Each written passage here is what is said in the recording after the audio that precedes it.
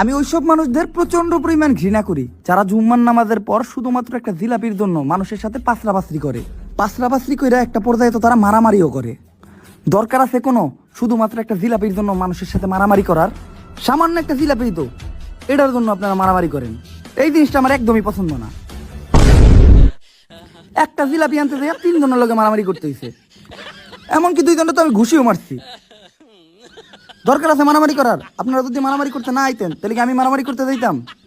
শুধুমাত্র একটা জিলাপির লেগে মারামারি করে, এই ধরনের মানুষ আমার একদম পছন্দ না। আজকে আমি আবারও প্রমাণ পাইলাম কিছু পাইতে গেলে কিছু হারাইতে হয়। উদাহরণস্বরূপ আজকে আমি আমার জুতা হারাইয়া জিলাপি পাইছি।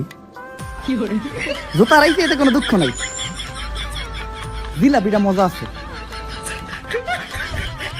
যাই আর একটা নিয়ে যা। আমি ওইসব